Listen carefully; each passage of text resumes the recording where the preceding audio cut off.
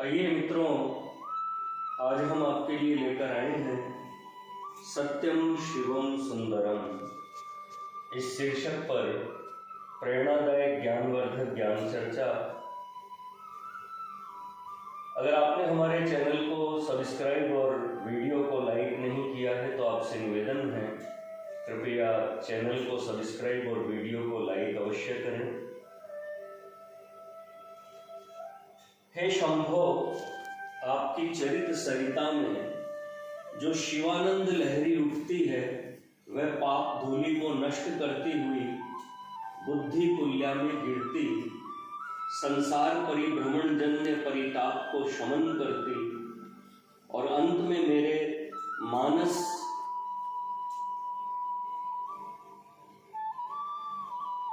मेरे मानस में आकर शांत हो जाती है। अतः उसकी विजय हो। भगवान शिव के चरित्र प्रकाश, पवित्रता, शांति एवं आनंद के देने वाले हैं। शिव के चरित्रों को समझने और उनमें रस एवं आनंद का आस्वादन करने के लिए सरल एवं सतत जिज्ञासु हृदय की आवश्यकता है।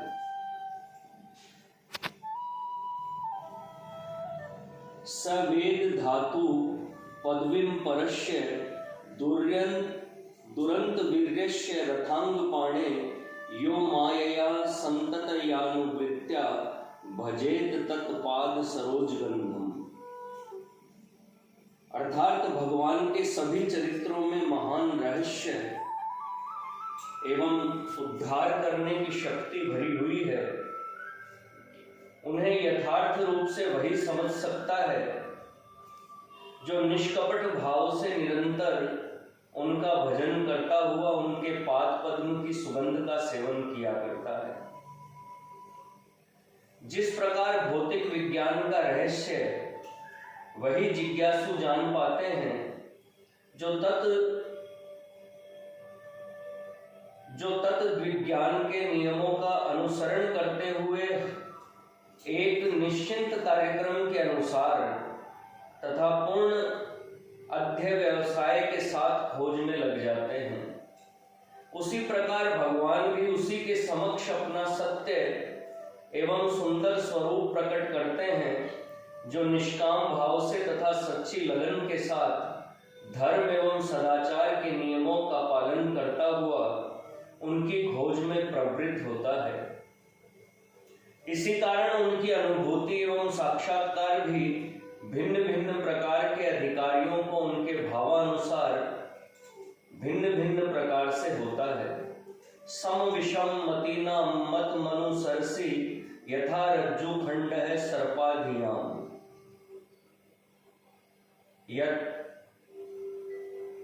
सम विषम मतीना मत मनु सरसी यथा रज्जु खंड है सर्पाधियाम। हे भगवान, जैसी जिसकी भली बुरी दृष्टि होती है, तुम उसे उसी रूप में दर्शन देते हो जिस प्रकार एक रज्जू का टुकड़ा किसी साहसी व्यक्ति को तो अपने वास्तविक रूप में दिखलाई पड़ता है, पर एक भयभीत व्यक्ति को वही सर्पाकार प्रतीत होता है। इस प्रकार उनकी लीलाएं अनंत और विविध हैं और उनमें उद्धार करने की शक्ति भी अनंत है। यहाँ हम यह बतलाने की चेष्टा करेंगे कि भिन्न भिन्न प्रकार के लोग उन्हें किस किस रूप में देखते और किस प्रकार वे सब समान रूप से अपने प्रकाश एवं प्रेम पीयूष की वर्षा करते हैं। वे त्रैलोक्य गुरु हैं। अतएव हमारे लिए यह आवश्यक है कि हम उनके आदर्श चरित्र का मनन एवं अनुसरण करें। दक्ष यज्ञोपाख्यान में श्री सुखदेव जी ने भगवान शिव के विभिन्न रूपों एवं विविध प्रसंगों को बड़ी सुंदरता के साथ चित्रित किया है। पहले हम उन्हें देवताओं तथा ऋषियों के महान सत्र में पितामह ब्रह्मा के पार्श्व में बैठा हुआ पाते हैं। इतने में वहां दक्ष प्रजापति, जिनका तेज प्रताप, इष्टापूर्तादि काम्य कर्म कलाप के द्वारा जिनमें लोकोपयोगी उपयोगी भौतिक विज्ञान की भी गणना हो सकती है, बहुत बढ़ गया था। आते हैं, सभी सदस्य उनके सम्मानार्थ उठकर खड़े हो जाते हैं।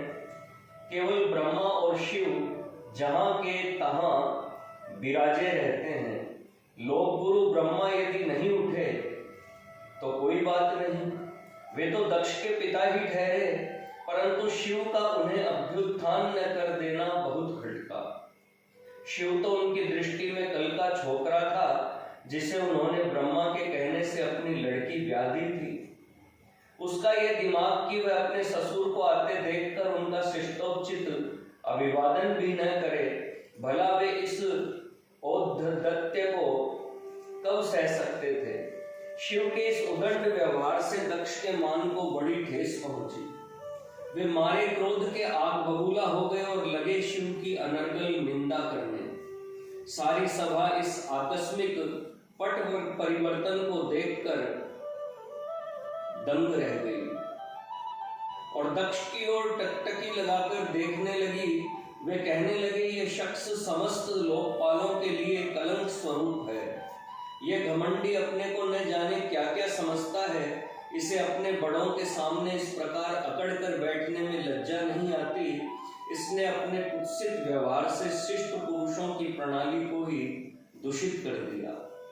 इसने सारी क्रियाओं का लोप कर दिया और मर्यादा को मिटा दिया।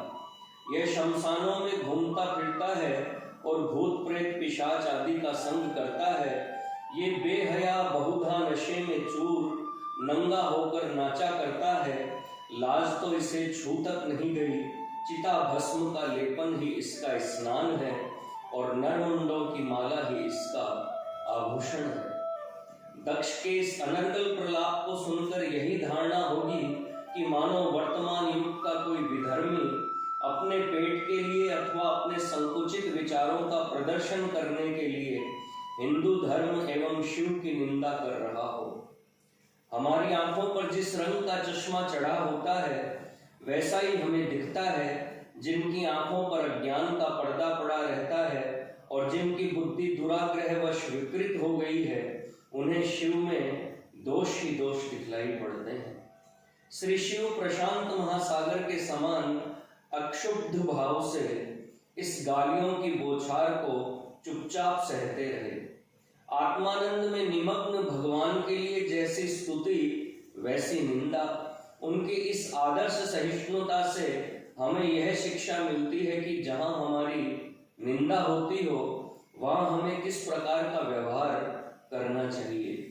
इसके बाद एक दूसरा प्रसंग आता है जहां भगवान शिव अपनी नवविवाहिता पत्नी दाक्षायणी के साथ बैठे गृह चर्चा कर रहे हैं। देवी सती अपने पिता के यज्ञ में सम्मिलित होने के लिए शिव से आग्रह कर रही है। बेचारी को क्या पता कि उनके पिता ने जानबूझकर महादेव का अपमान करने तथा उन्हें नीचा दिखाने के लिए ही इस विराट यज्ञ का आयोजन किया है। अपनी संसारासक्ति के समर्थन के लिए जिस प्रकार हम शास्त्रों से कौशलपूर्ण प्रमाण ढूंढ निकालते हैं, उसी प्रकार सती भी शिव जी को अपने नेहर लिया चलने के लिए अनेक युक्तियां पेश कर रही हैं। भगवान शिव उनकी युक्तियों का जो उत्तर देते हैं उससे उनके ज्ञान, प्रेम एवं सहिष्णुता का पूर्ण विकास झलकता है। अपने संबंधियों अथवा दूसरे लोगों के साथ जो हमारी समझ में भूल में हो, हमें किस प्रकार का व्यवहार करना चाहिए। उनके उत्तर से हमें इस बात की शिक्षा मिलती है, बड़ी चतुराई के साथ कोमल और मधुर शब्दों में वे सती के सामने प्रश्न के प्रत्येक पहलू पर प्रकाश डालते हैं और कहते हैं कि तुम जाओ भले ही, पर निश्चय समझो तुम्हारे पिता ने मेरा अपमान करके मुझसे बदला लेने के अभिप्राय से यह सारा समारोह करके बड़ी भूल की है। अतः उनके यहाँ उत्सव में शामिल होकर तुम सुखी न हो सकोगी। इतना कहकर श्री शिव जो परिणाम में अपनी अर्धांगिनी का भला ही चाहते थे, चुप हो गए।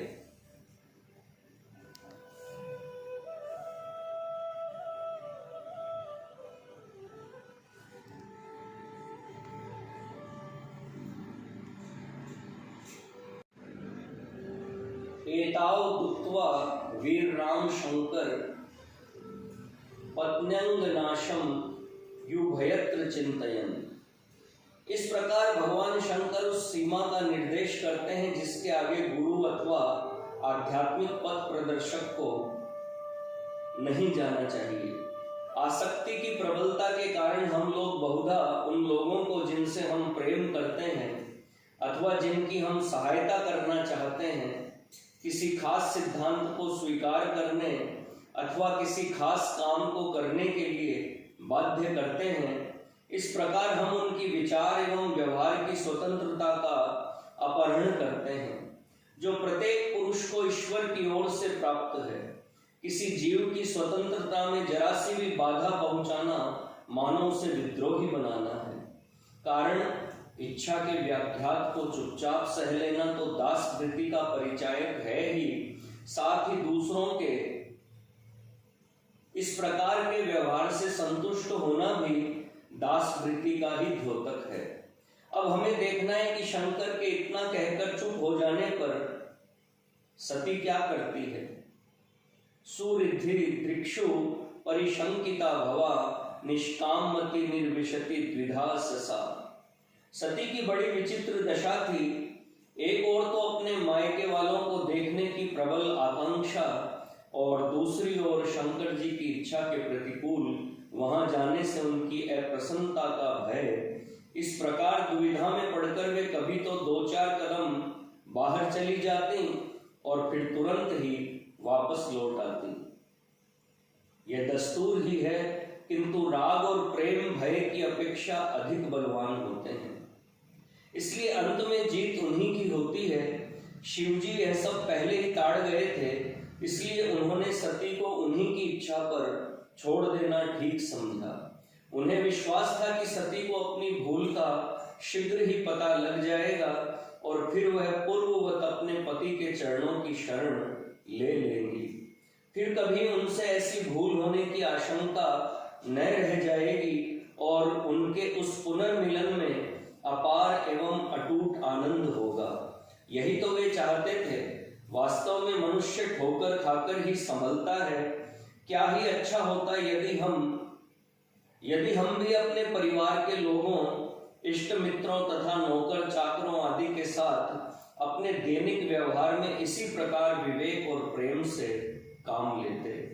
परंतु अब हमें यह देखना है कि शंकर जी ने अपनी नववधू सती को इस प्रकार अपनी इच्छा के अनुकूल कार्य करने की जो स्वतंत्रता दे दी, उसका परिणाम क्या हुआ। जीव के अंदर कामना और तत्व जिज्ञासा के बीच जो द्वंद्व युद्ध चलता है, उसका नमूना हमें सती के उदाहरण में प्रत्यक्ष दृष्टिगोचर होता है। कामना और भय ने विवेक को दबा दिया। उन्हें ऐसा प्रतीत होने लगा मानो उनके स्वामी उन्हें किसी प्रकार समझा बुझाकर उनके नैहर जाने से रोकना चाहते हैं। अपनी प्रियतम की इस निष्ठुरता को देखकर उन्हें रुलाई आ गई। उनकी आंखें डबडबा आईं और हृदय तलमला उठा। उन्होंने क्रोध भरी दृष्टि से श्री शंकर की ओर देखा, मानो वह उन्हें भस्म कर देंगी। मारे क्रोध के उनका शरीर कांपने लगा। श्री सुखदेव जी कहते हैं,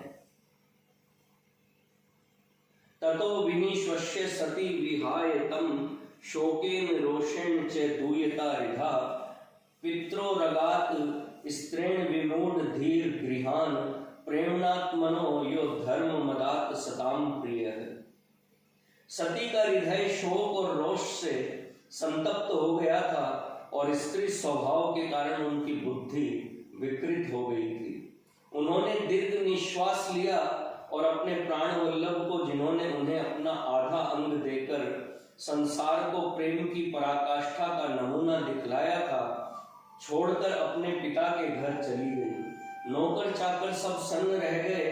वे कुछ देर तक की कर्तव्य विमूढ़ होकर खड़े रहे। वे कभी अपने स्वामी की ओर और कभी स्वामिनी के मुख की ओर ताकने लगे। उस समय शंकर जी के चेहरे पर अगाध शांति और अतिशय प्रेम झलक रहा था और सती के चेहरे पर अपार व्यग्रता थी। अंत में उन्होंने अपना कर्तव्य स्थिर कर लिया। उन्होंने अपनी व्यथित मालकिन का ही साथ देना उचित समझा। वे उनके पीछे हो लिए। शिव ने अगाध प्रेम के साथ गंभीरता पूर्वक सारी परिस्थिति पर विचार किया। वास्तव में अपार प्रेम में ही दूरदर्शिता की शक्ति होती है। जरा विचार कीजिए, प्रेम का वह पूर्ण विकास कैसा होता होगा जिस पर गृहस्थी के झंझटों का भी कुछ असर नहीं होता और वह अपने शांत स्वभाव को सदा अक्षुण बनाए रखता है। निदान सती अपने पिता के यहाँ पहुंचकर यज्ञ में शामिल हुई। उन्हें न तो यज्ञ की धूमधाम ही अच्छी लगी और न उनकी माता तथा बहनों ने उनका जो प्रेम पूर्वक आदर सत्कार किया वही रुचिकर प्रतीत हुआ। दक्ष ने शिव की जो उपेक्षा और अवज्ञा की उससे वे मर्माहत हो गई। उन्हें सब और शिव का तिरस्कार ही मूर्ति धारण किए दिख पड़ता था। वे गंभीर मुद्रा के साथ एकाएक उठकर खड़ी हो गईं। उन्हें इस प्रकार खड़ी होते देख उपस्थित मंडली में सन्नाटा छा गया और सब लोग विस्मय स्तिमित नेत्रों से उनकी ओर देखने लगे। इसके बाद उन्होंने अपने पिता से जो कठोर वचन कहे वे ध्यान देने योग्य हैं। उन्हें श्री शिव की वास्तविक महत्ता मूर्तिमती होकर सामने आ जाती है। न यस्य लोके स्तेयति शायिन प्रिय तथा प्रियो देह भृताम प्रियात्मन तस्मिन् समस्तात्मनि मुक्त वैर के ऋते भवंतम कतमः प्रतीपयेत दोषान परेशान ही गुणेश्व साधवो विनंति के चिन्ह भवा दृशा द्विज गुणाश्च फल्गुन बहुली करिष्णवो महत्ता मास्तेश्व विदधुवानधम। अर्थात श्री शिव परात्पर पुरुष है। वे सारे संबंधों से ऊपर उठे हुए हैं। संसार में न कोई उनका मित्र है न शत्रु, फिर भी वे प्राणी मात्र के हृदयेश्वर हैं। वे राग और द्वेष से सर्वथा मुक्त हैं। तुम्हारे सिवा दूसरा कौन है जो उनके साथ वैर करेगा। सारे महान पुरुष एक स्वर से इस बात का समर्थन करते हैं कि शिव नाम का उच्चारण ही मनुष्य को पवित्र कर देने वाला है और तुम उस पवित्र नाम से घृणा करते हो। ईश्वर प्राप्ति के लिए उत्सुक महर्षिगण एकमात्र उन्हीं पर निर्भर होकर अपने हृदय में उनका ध्यान करते हैं। वे प्रत्येक वर्ग के लोगों की कामनाएं पूर्ण करते हैं जिससे कि स्वतंत्र कर्मजन्य अनुभवों के द्वारा ज्ञान लाभ कर सकें। इसके बाद ऐसे शिवद्रोही पिता से उत्पन्न अपने शरीर को शिव जी की चरण सेवा के अयोग्य समझकर सती वहीं पर बैठ गई और अपने पति के चरणों का ध्यान करते हुए उन्होंने अपने शरीर को योगाग्नि के द्वारा भस्म कर दिया। पीछे पार्वती रूप से पुनः अवतरित होकर अनंत काल के लिए शिव जी से जा मिली। यदि हम भी अपने असंतुष्ट संबंधियों को इसी प्रकार स्वाधीनता प्रदान करें तो वे भी एक बार हमसे विच्छिन्न होकर पुनः सदा के लिए हमारे अमायिक प्रेम के पाश में बंध जाएंगे। सती ने अंत में भगवान शिव के संबंध में वही बात कही जो ऋषि मुनि कहते आए हैं। भगवान शंकर के जो कार्य क्रोधातुर दक्ष को दूषण और अनाचार के रूप में दिखलाई पड़े थे उन्हीं का मैत्रेय ऋषि इस प्रकार निरूपण करते हैं। हसंति यस्या चरितम ही दुर्भगाः स्वात्मवत् शा विदुष समीहितम ये वस्त्र माल्याभरणानुलेपनेः स्वभोजनम स्वात्मत योपलालितम। उनके आचरणों पर अभागे मूर्ख ही हंसते हैं। वे तो सदा आत्मानंद में मग्न रहते हैं। उन्हें उपाधि युक्त बाह्य प्रपंच का ज्ञान नहीं है। उनके लिए रुंड मुंड समाकीर्ण शमशान भूमि तथा पवित्र देवालय चिता भस्म और तुलसी दल समान है क्योंकि उनके लिए सब कुछ आत्मानंद से ही परिपूर्ण है। भला सांसारिक जीव उस अवस्था को कैसे समझ सकते हैं। जिन्होंने इस नश्वर शरीर को ही सब कुछ मान रखा है वे लोग इसे नाना प्रकार के वस्त्रालंकारों, फूलों के हारों तथा अंगराग आदि से सजाते हैं।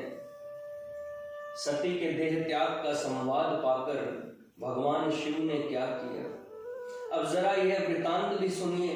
वे जानते थे कि जिस प्रकार अपनी इच्छा से ही सती हमसे विलग हुई है, उसी प्रकार वे हमसे पुनः आ मिलेंगी, परंतु दक्ष का क्या होगा।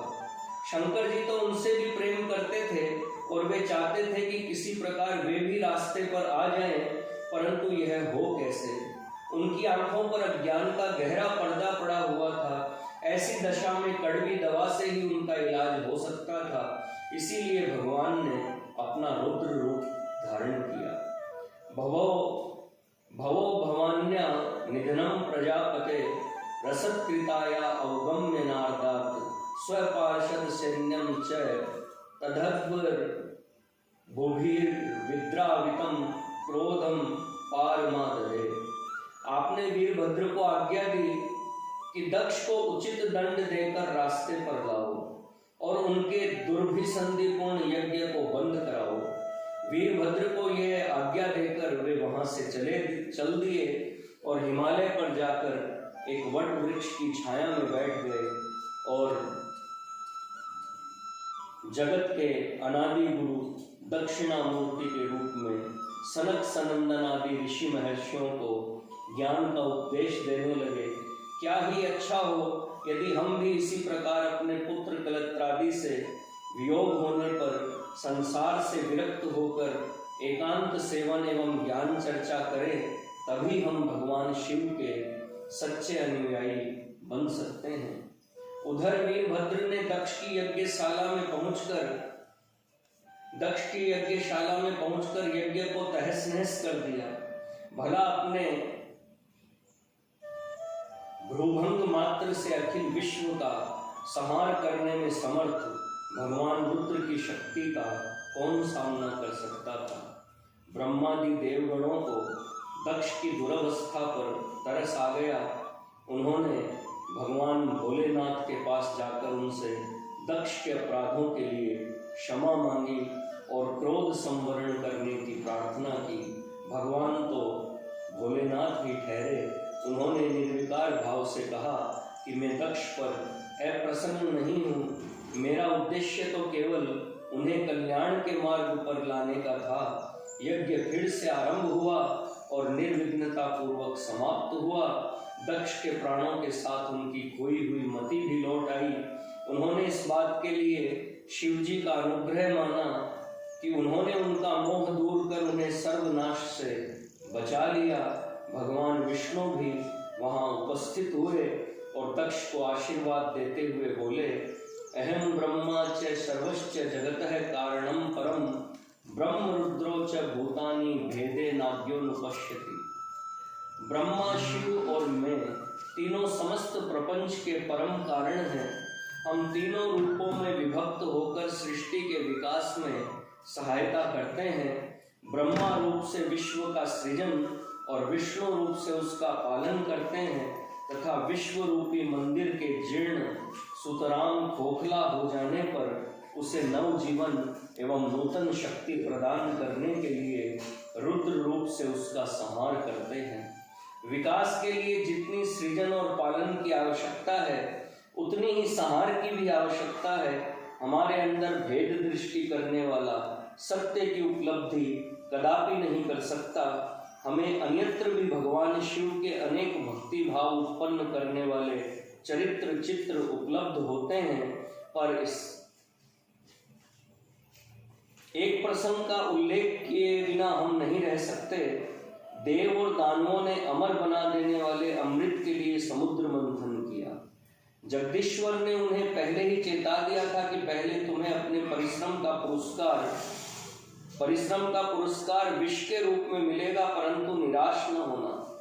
यदि अध्यवसाय न छोड़कर मंथन कार्य में लगे ही रहोगे तो तुम्हें अवश्य अमृत लाभ होगा। वही हुआ। पहले ही मोर्चे पर समुद्र में से कालकूट विष निकला और अपनी प्रलयंकरी ज्वालाओं से सबको दग्ध करने लगा। एकाएक सबके सब भाग खड़े हुए। देवता और दानव दोनों के पैर उखड़ गए। मरण भय ने भगवान के वचनों को भी भुलवा दिया, पर वे जाते कहां? आखिर उन्होंने शिव जी की ही शरण ली। गाढ़े समय में वही उनकी रक्षा करते आए हैं। उनकी शोचनीय दशा देखकर भोलानाथ का हृदय दया से द्रवीभूत हो उठा।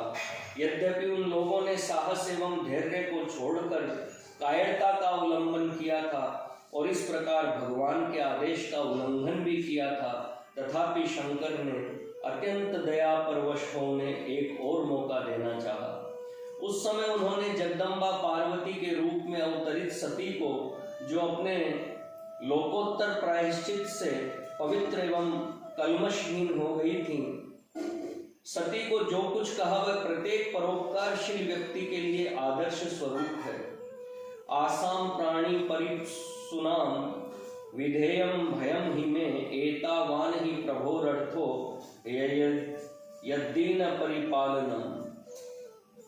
अर्थात ये बच्चे दया के पात्र हैं, इन्हें अपने प्राण प्यारे हैं, अतः मरण भय से त्रस्त हुए इन बेचारों को मैं भय रहित करूंगा।